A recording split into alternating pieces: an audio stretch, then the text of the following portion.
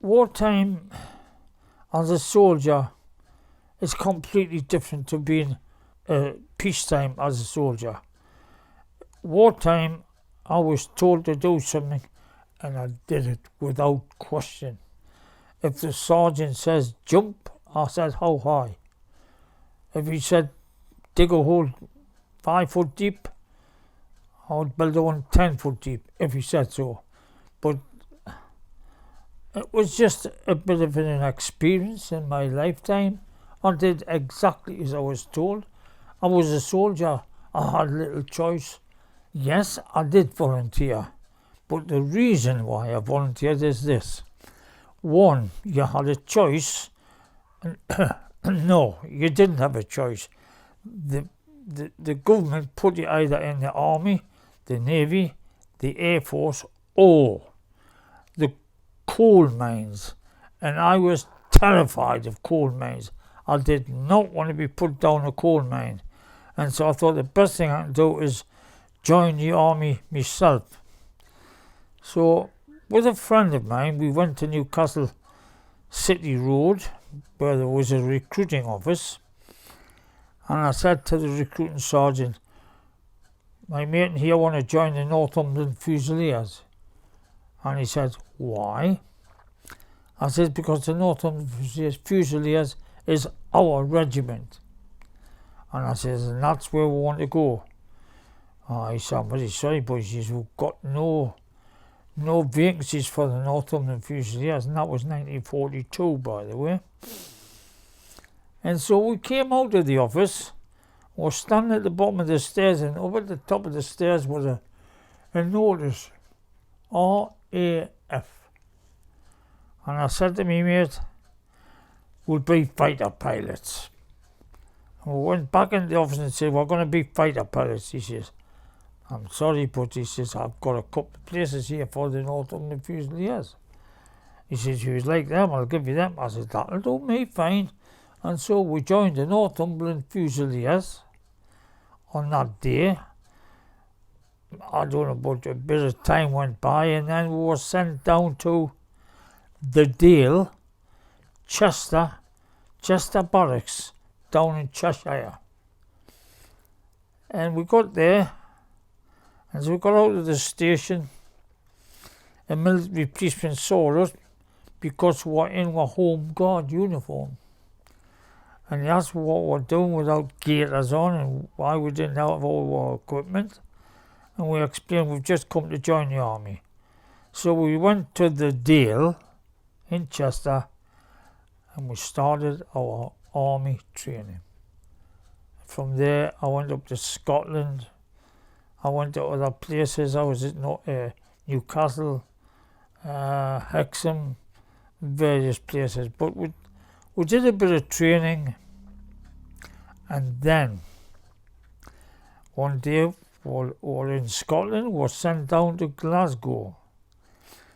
We went to the port and were sent into a shed and were told to take every bit of clothing off that we had, and we changed into a different type of uniform that I've ever seen.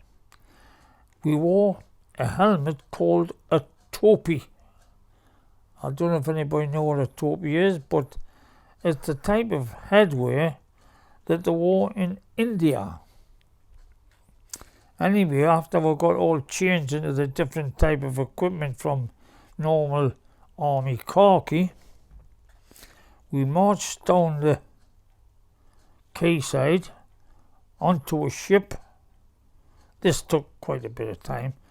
Onto the ship, I was down in a very, very basic part of the ship, right on the bottom.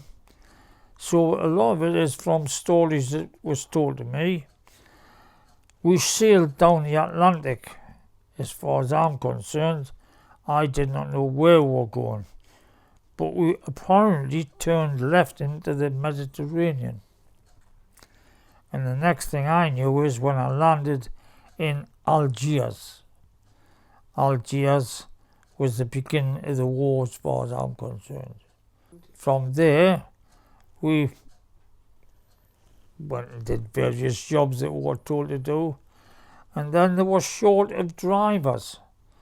And so they gave me a job driving, which I didn't mind at all because it was just still part of the army. But I was transferred into the Royal Army Service Corps.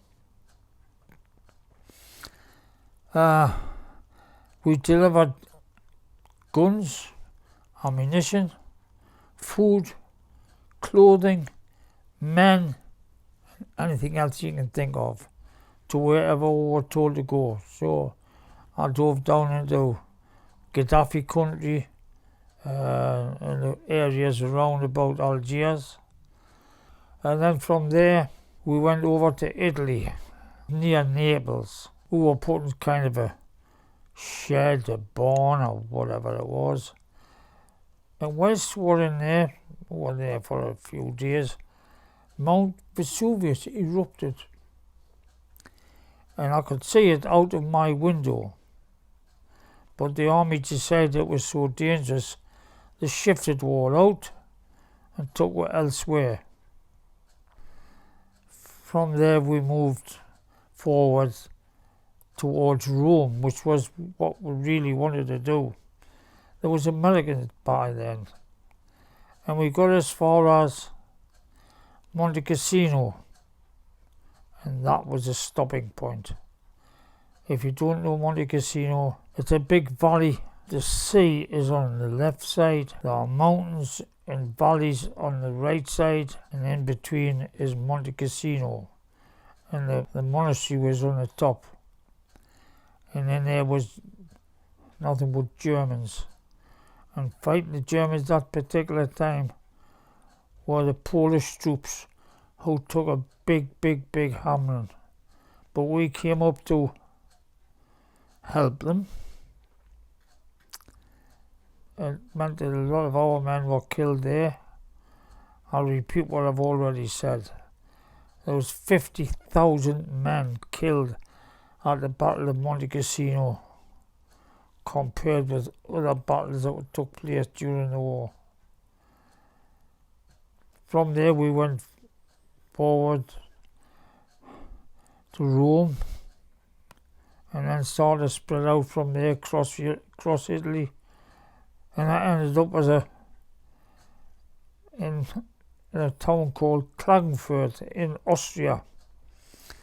And I asked if anybody would volunteer to become a skate trooper because the war was still on. And I did, and I trained. I never fought, but I trained to be a skate trooper. And a little story during the time I was training to be a skate trooper was I needed a wee-wee. And I said to the instructor, I need a wee-wee. And he just pointed to some bushes. He says, just go over there, which I did. And when I got to these bushes, I unloosened my skis and stepped off onto the snow. And I went down something like 8, 9, 10, 12 foot, I don't know. I was screaming my head off because I was buried down in snow. The lads came and helped me, got me out.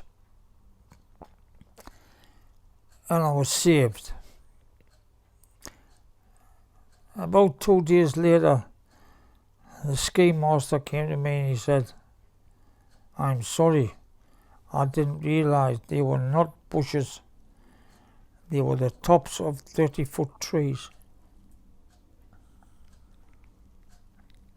But that is just one of the instances that I had during my time in the army in Italy. The rest was either fighting or running or delivering, which was part of my job. I was sent to a town, I had to have a pass. I'd get there, deliver the goods, whatever it was I was delivering, guns, men, food, whatever. A little incident to let people know what it was like during the war. I was in Naples, and when you went off to do a job, you were given your food for the day. It could be a tin of corned beef, a tin of Irish stew, a sandwich or whatever. And when you came back, you weren't allowed to take any food back into the camp again. You dropped it into the bin, which was just an old oil drum, and you just threw it in there. And I saw women, young ladies, holding children in their arms. And as soon as I threw half a sandwich in there, they grabbed it and fed their children with it.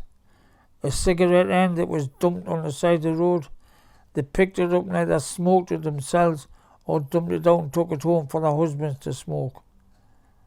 Life was very hard. If you weren't there, it's hard to take in some of the things that I've said.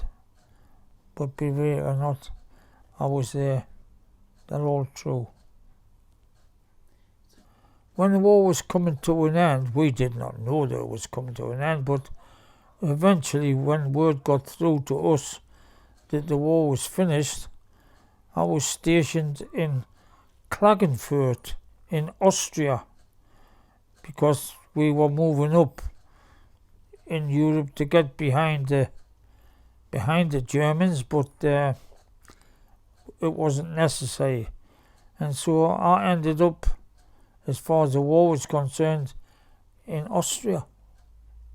The sergeant, the corporal, the officers, the men, we all found out that the war had finished, and it was a kind of a big hip hip hooray. But as far as we were concerned, the war was finished, but that didn't mean you could go home. You're still a soldier. You still had to do what you were told. So it just meant the war was finished as far as I'm concerned. I'm still a soldier. I can't just get up and get on a train and go home. So I was there for a good bit. Well, I didn't come out of the army in 1946. But as far as I'm concerned as a young man, I just got on with the job that I was told to do. Fight for my country. Make sure that wars did not continue. And have respect for everyone else that fought the war with you. And I do respect everybody now. I don't care whether in the Army, Navy or the Air Force. We all fought together to